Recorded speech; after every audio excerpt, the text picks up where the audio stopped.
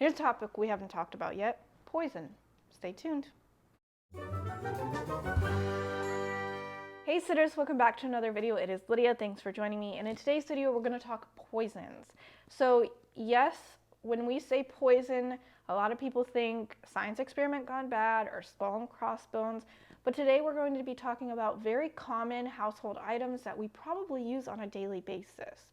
So the top three poisons that children can get their hands on are detergent, cleaning products, and medications. So laundry detergent is obviously very unsafe to ingest.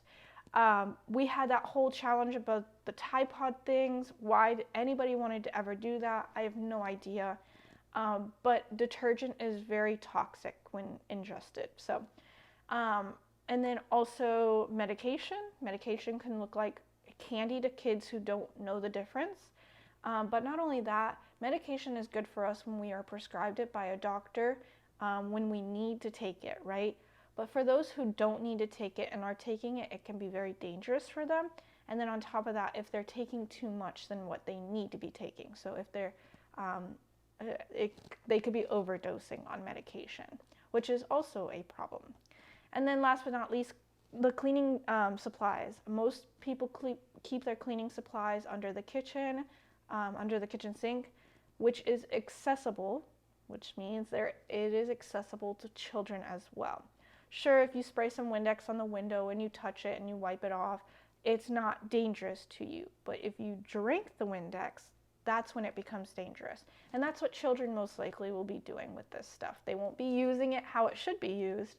They will be getting into it and putting it in their mouths. So we want to make sure that we are keeping an eye on children in the household if those things are accessible, right? Medications are usually in a medicine cabinet. They're hopefully in a top shelf in the kitchen somewhere, but there are families who keep their medications under the sink in their bathroom or in drawers in the bathroom, which are at child level. They're able to get into it. Laundry detergent, my laundry room is in my garage.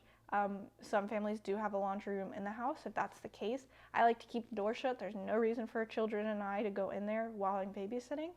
But I also scan the area. So I scan the kitchen, I scan the bathroom, I scan the laundry room to see if there's child-proof locks on any of the cabinets. Because yes, I am taking care and watching the child, but to know that there's an extra added layer of protection between the child and these poisons is kind of helpful and stress relieving. But if I look and there isn't any locks on these cabinets or anything, then I really need to be aware of where the child is and what they're doing at all times, because they could get into these things.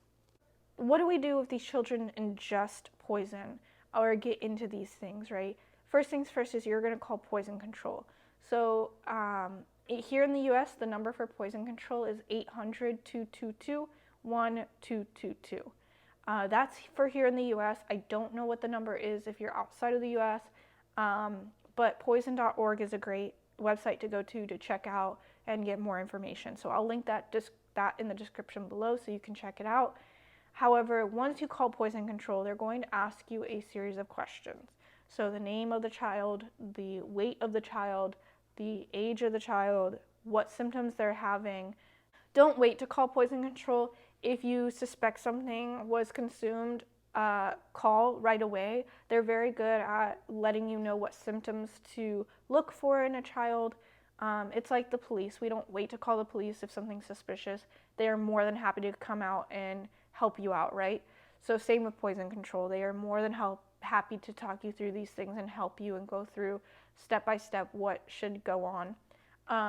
Sometimes they are going to have you send this child or take this child to the ER, but most likely they're probably going to have you monitor the child from home. After you call poison control, they usually hang up with you and call you back within an hour or in an hour to kind of check up and look for those symptoms that they asked you to look for. After you're done with poison control, call mom and dad. You need to let them know what's going on as well, that you called poison control. This is what I think he got into. This is what they were telling me to do. all of that, right? Now, if you take the child to the ER, then you need to call mom and dad to meet you there. But poison control is a great resource for if you think children have ingested any of these poisons. Now, while you have poison control on the phone, you might as well ask about the dogs and the cats. There could be a situation where the child has the pills all over the ground and you're taking care of the child, but now the dog's getting into them, right? So while you're on the phone, just pop in and ask about what to do if a dog has ingested pills or medication.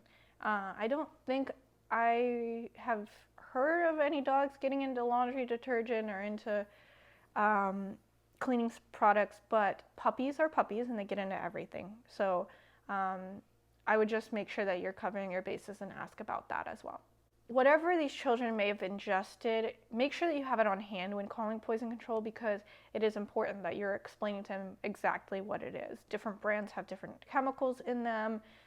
If it's laundry detergent versus cleaning supplies, it's completely different chemicals. So whatever they ingested, just keep on hand so that you're able to read off to poison control what that is and how much of it you think that they ingested. Thank you guys so much for watching. I really hope that this is nothing you ever have to deal with. It can be a scary situation. Keeping calm during this entire process is going to be beneficial for both you and the child. And if you have any questions, please let me know in the comment section below. Thanks so much for watching, and I'll see you in the next video.